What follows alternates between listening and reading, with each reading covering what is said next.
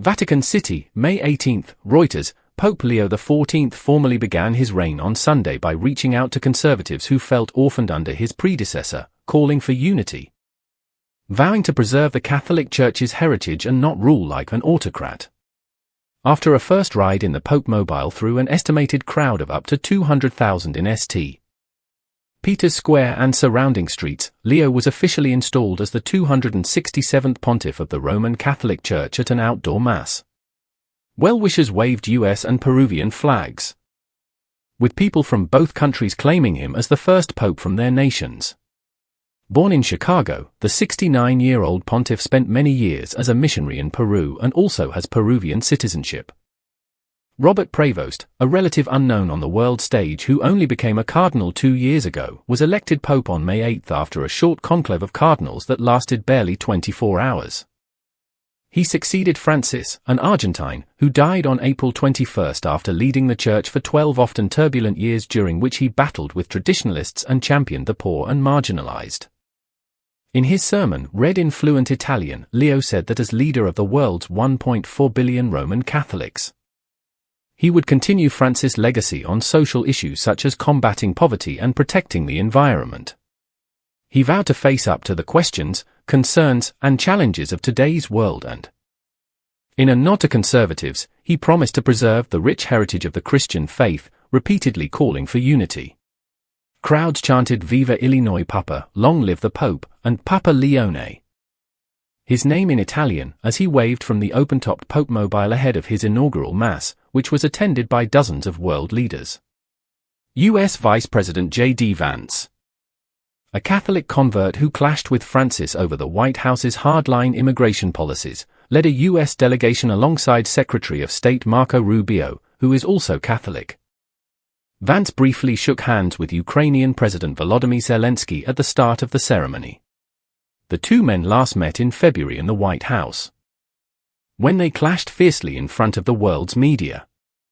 Zelensky and Leo were to have a private meeting later on Sunday, while Vance was expected to see the Pope on Monday. In a brief appeal at the end of the Mass, Leo addressed several global conflicts. He said Ukraine was being martyred, a phrase often used by Francis, and called for a just and lasting peace there.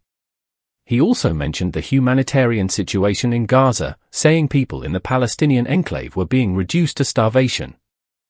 Among those in the crowds on Sunday were many pilgrims from the US and Peru.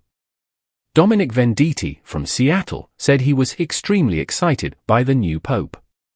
"I like how emotional and kind he is," he said. "I love his background." Appeal for unity. Since becoming pope, Leo has already signaled some key priorities for his papacy, including a warning about the dangers posed by artificial intelligence and the importance of bringing peace to the world and to the church itself. Francis' papacy left a divided church, with conservatives accusing him of sowing confusion, particularly with his extemporaneous remarks on issues of sexual morality such as same-sex unions. Saying he was taking up his mission with fear and trembling, Leo used the words unity or united 7 times on Sunday and the word harmony 4 times. It is never a question of capturing others by force, by religious propaganda or by means of power. Instead, it is always and only a question of loving, as Jesus did, he said, in apparent reference to a war of words between Catholics who define themselves as conservative or progressive. Conservatives also accused Francis of ruling in a heavy-handed way and lamented that he belittled their concerns and did not consult widely before making decisions. Referring to St. Peter, the first-century Christian apostle from whom popes derive their authority, Leo said, Peter must shepherd the flock without ever yielding to the temptation to be an autocrat, lording it over those entrusted to him. On the contrary, he is called to serve the faith of his brothers and sisters, and to walk alongside them. Many world leaders attended the ceremony, including the presidents of Israel, Peru, and Nigeria, the prime ministers of Italy, Canada, and Australia, German Chancellor Friedrich Merz, and European Commission President Ursula von der Leyen.